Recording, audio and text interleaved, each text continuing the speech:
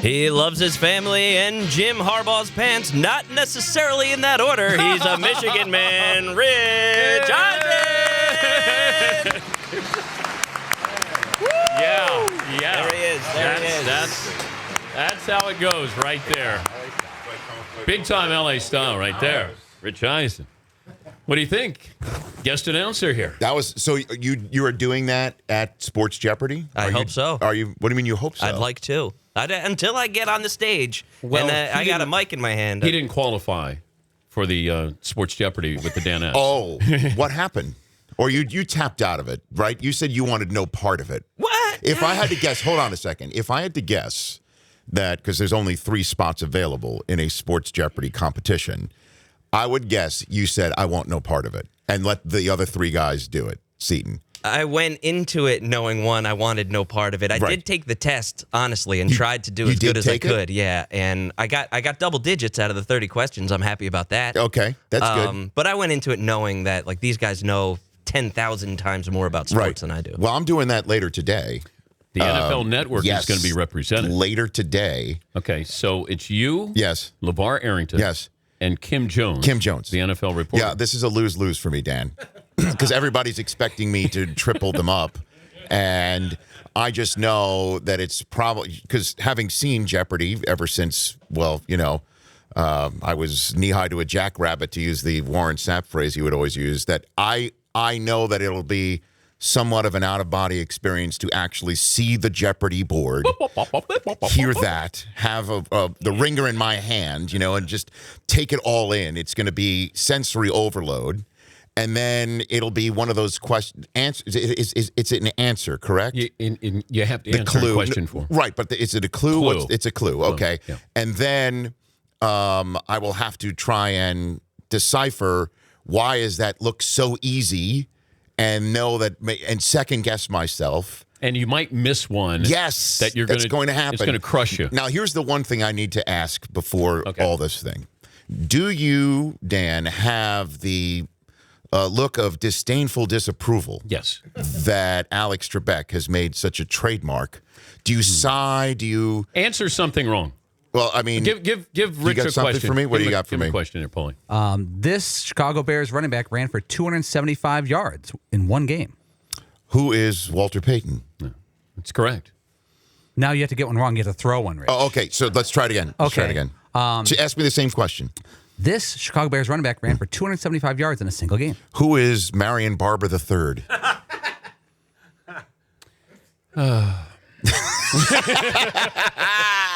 Very good, Dan. Yeah. See, I don't know if I'll be able to mentally handle that. Just knowing, but although I have had 2 decades of experience of getting you to look disdainfully at me, Dan. So, you know what I mean? I have that sort of. Give me your dream category. Your dream sports category today would be all things Mattingly. I'll take. All things Mattingly. All things Donnie baseball. Yes. Give me all things Donnie. I think we're just doing football. I would imagine that. I don't know. I don't know. What are we, Paul, doing only, or because I know you've got, how many are you shooting today? Like 2 or 3? I got 4. Okay. So would you know, Paul? I don't know the categories for you guys. I think it's going to be all football related, but you know all sports. Would you rather have an all sports topics today or just NFL? I would just like to get out alive today because it's a lose-lose for me. My guys on my show where I'm heading after this are like, don't come back. Like that, and that's what Susie said to me if I didn't break 6 seconds in the 40-yard dash this year. Like, don't come home. So I'm getting it. Don't come home. Will you talk trash? Oh yeah, sure. Okay. But especially with LeVar, because I think he's going to start. He's going to start. Yes, absolutely. You know, I mean, all Pro Bowl football players are alpha males who have a major competitive streak in them in anything that they try. Yes, McClellan. Didn't Kim Jones cover the Yankees? So that's your threat right there. She did. And if there's a category about the New York Football Giants, which is her forte, I think I'm finished on that front. But you know, I'm just going to compete. I'm just going to take it one clue at a time. Hope for the best. You know, it is what it is. He's Rich Eisen, the host of the NFL Network's Game Day Morning, also the Rich Eisen Show on DirecTV's audience network that follows this program. you were listening, and I apologize to McLovin and I. We were discussing Cam Newton being overrated. Was that what that discussion was? Because I didn't know if it was Russell Wilson being overrated and who McLovin really wants to see be part of a team that you. When McLovin starts saying, so what type of a team is it? Is it something that's built around my defense? That like at that point in time, you're dead in the water. You know what I mean? Like it's either you like this quarterback as a winner or you don't. What does that mean, though? Cam Newton is a winner. Cam Newton has won everywhere that he's gone. Cam Newton is 7-0. Cam Newton is a great quarterback. I am putting that word out. He's a great quarterback that I would build a team around right now. And I remember he got crushed at the Combine for telling Peter King that he wants to be an entertainer and an icon. Yeah. And since he's come to Carolina, he's been nothing short of entertaining. And for the kids in that area, he is iconic. He has backed up what he said he wanted to be and he got crushed for it. And he does it with a swagger, and he's getting better. That dime that he dropped to Ted Ginn in overtime while getting hit shows you that he has graduated to the absolute next level at this position. What, McLovin? But what if you have a quarterback like the Trent Dilfer type who is a game manager, the team wins a Super Bowl because of other reasons other than the quarterback? That happens sometimes. Carolina, if they win the Super Bowl, their defense is going to lead the way. That's not true at all. But that's positively not true. But I mean, they have such a great defense. But just because they have a great defense does not mean that Cam Newton isn't excellent at what he does. And that you've got to put some points on the board. Defenses don't win 10-3. And Cam Newton is, you could make the case, the best third and short option in the NFL. Because he can run you over as well as find somebody. He just needs someone to catch the football. I was surprised that they didn't go ahead and pull the trigger on somebody yesterday. I thought of Calvin Johnson or somebody. Just to make, I don't know. Maybe they did make that attempt. I don't know who's available because it's also not like baseball or hoops that at the trade deadline you can just grab somebody and just plug them in unless they do know your offense from previous years. It's not the same thing. Like even if you went ahead and put, like for instance, yesterday I thought the major blockbuster would have been if Denver could get Joe Thomas and stick him out there to protect Peyton's blind side, because that's something you could do. I mean, you can learn a blocking scheme, I imagine, in a week or week and a half time and be able to just stick in there. But a wide receiver or a quarterback, that's not an easy thing to just pick up. And didn't that deal fall through because Denver wanted a third-round pick in return and Cleveland offered a fifth-round pick? I think it was also like compensation, that something needed to be transferred into guaranteed dollars.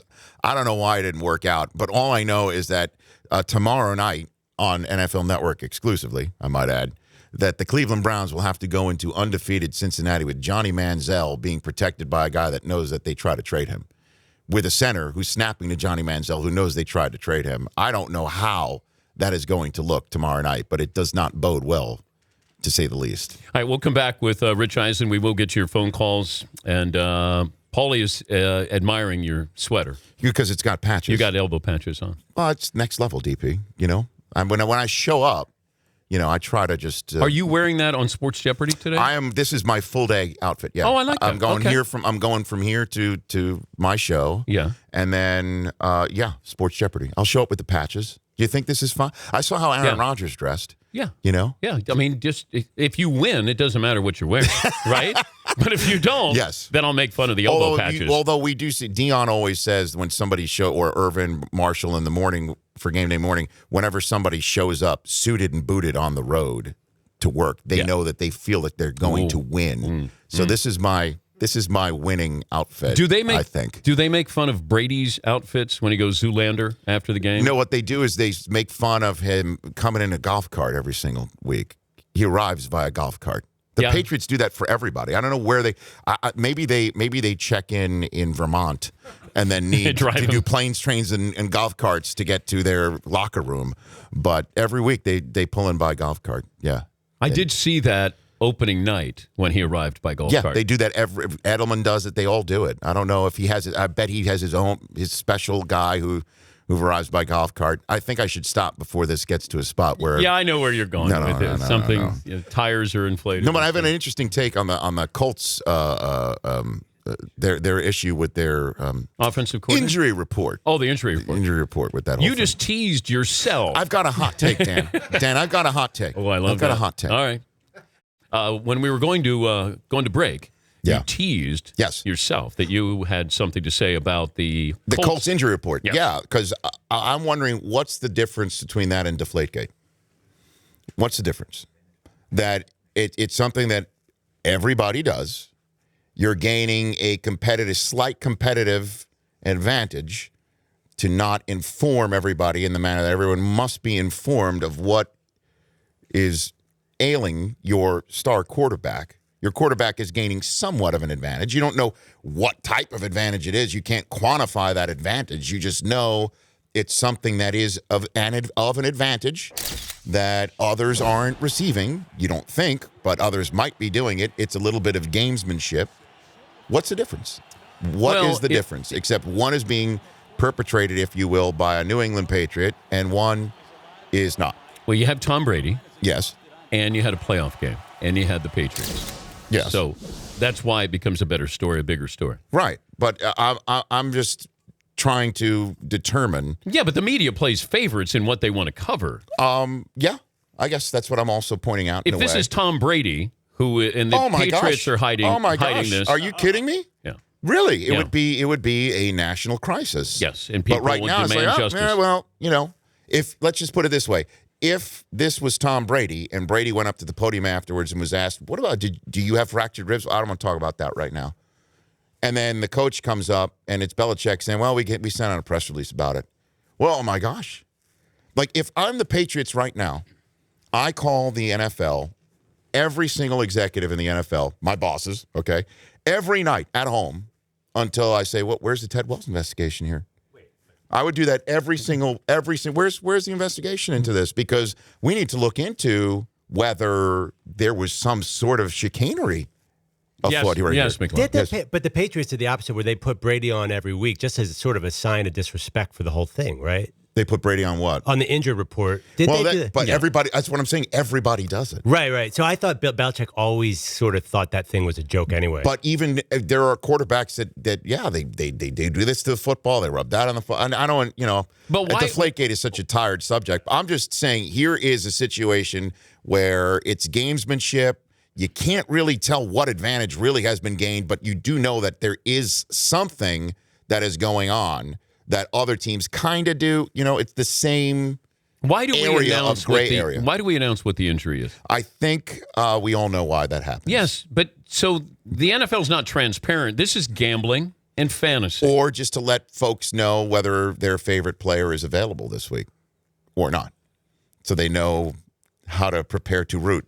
Should we do what hockey does? Yeah, you know how it is an antiquated system that clearly is being done for what appears to be something that the league does not acknowledge exists. But I don't think that I wouldn't want the defense to know or the offense to know if there's an injury to one of my guys. I had Mooch on my show Monday, and Mariucci, I flat out asked him if he rely on the injury report, and he paused. Of course That's the answer you need to know. And he said basically that he went up in his first year as coach, went up and said that Steve Young's got some bruised ribs, but he's practicing, et cetera, et cetera. And he gets down from the press conference, and the first person he sees is Steve Young saying, you just put a target right on this spot right here and pointed to his ribs. Yeah. You're like, that's what you did. Thanks, coach. Yeah. So, I mean, but the rules are that you have to say, just put him upper body and abdomen, right? Something, but it's shoulder. I don't think there's a rib in there. I don't think. No. I'm not a doctor. I hope that's not a question on Jeopardy later, but it's just interesting to me that if this was a Mad Lib and you change the proper noun from Colts to Patriots, how much of a different story this would be. The other thing with the Colts I found interesting is I said this to McLovin. Pep Hamilton, their offensive coordinator, gets fired. If they beat Carolina, does he keep his job or is he still bad at his job? If Graham Gano misses the field goal that was forced because Ginn drops the ball. Yeah, correct. Right. I mean, but a loss is a loss, and at some point, something needs to be shaken up or changed, and you're not going to change the quarterback, I imagine. And if you are the head coach and you know that you've bet on yourself this year and you don't have the job security, then that's it. I think that if I had to CSI it from afar, I think that's what happened with the Colts. And now, interestingly enough, the Houston Texans, who has been a wreck of the train all season long, sitting at home on their couches on their bye week, is one Peyton Manning win in Indianapolis away from being in first place in the AFC South.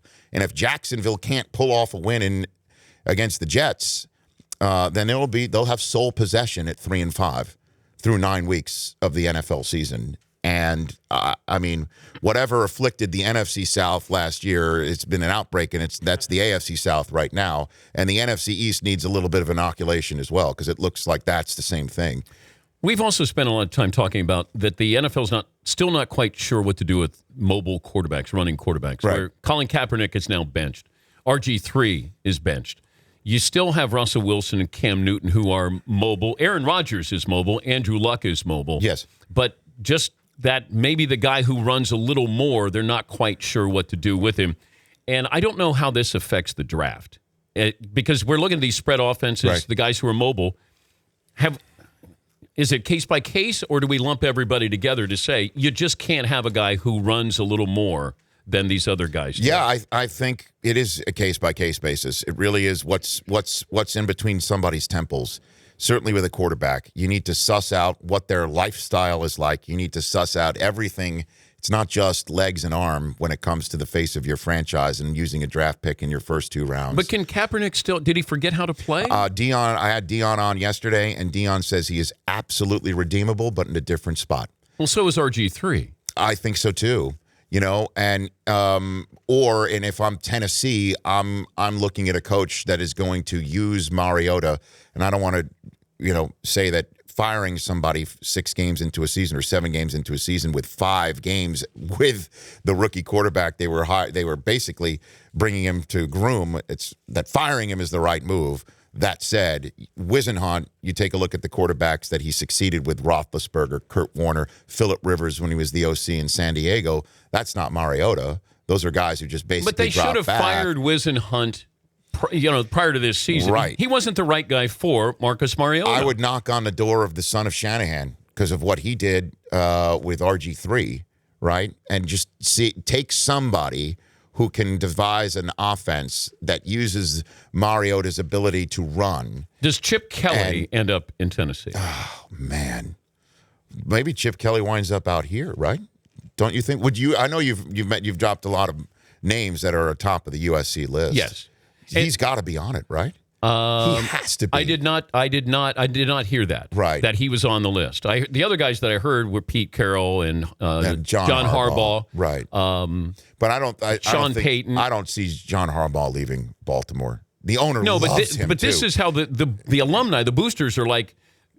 They think their program is so much more attractive than like what it is. It's like fantasy football. Yeah, you're going, hey, Harbaugh's. Yeah, let's take them all. Yeah, he would love this place. Let's rise Vince from the dead. Yeah. And, let's put Lombardi there. Did you dress as Jim Harbaugh for Halloween? I did not. Oh, you did. And I'm glad because apparently another radio host did that. So, no, I went as Obi-Wan Kenobi. For Halloween, not on the air. Old school. Yeah, I went old school because Zan is into Star Wars now. My oldest son's into Star Wars right now, and Cooper, my younger son, is beginning to get into it too, just because it's on TV quite a bit. So Zan was Luke Skywalker and wanted me to go as Darth Vader. So I got the whole Vader mask and cape, the whole bit, including for an extra like $6 some device that you could stick in the mask that you pressed a button. Oh and yeah, it would go, sound. Yeah, the whole thing. Heck yeah. So I dressed in the Vader. It showed up, and the kids are having dinner. You've been to the house, so you know the layout. I walk around the corner from the living room area in the full Vader outfit. Go up to Cooper, who's sitting there at the table, and I said, I pressed the, and I said, "I am your father," which I am. And he goes, "No." So thankfully, Susie kept the receipt. And I wound up being the much more non-darker side Obi-Wan Kenobi for Halloween. Nice. That's what I did. Who's on today? Jim Nantz. Hello, friend. Hello, friends. To Jim Nantz. He's Hello. calling the game tomorrow exclusively on NFL Network. I'm mandated to say that. Yes. Browns and Bengals. Dave Bautista, the wrestler who is the villain in the new Bond movie, will be stopping by in person. Eric Davis will be. He's my usual Wednesday guest as we fat mouth about football. That I'm missing one other one, but those are my three guests that I have at least today. Rich on DirecTV's Audience Network coming up. Yeah, what, Paulie? I got the line on Rich for Sports Jeopardy today. Rich is given $3,100. Wow, he's favored by that much. Is that right? That's where. why I just made that. Up. Oh, is that right? Yeah, I just made that up. But no, Okay. I think Rich is. It's his to lose. I think he's going to double somebody else. It's mine to lose. It is yours to lose. That's what I'm saying. It's a lose-lose situation for me, man. I mean, I got no shot. I will see you. No shot. I will see you later today Very good. on the big Are stage. you suited and booted? Do you suit and boot for this? Oh yeah. Okay. Oh, I'm ready to play. You don't go open neck ever? No tie. No tie. Okay, Yeah, so you do. Okay, Yeah. very So, good. but I'm ready to go. Okay. I'm and clean. you've got the look of disapproval as Oh. well as because the next level move, and I know you probably have to go to break here. The next level move is mixing the look of disapproval with an audible sort of noise, as well at the same time that you X out the answer on your that play you can sheet, actually right? hear my grease pencil going across. Like, I can't handle that. So just be gentle. I will. That's all I ask. He's Okay. Rich Eisen. Thank you, Rich.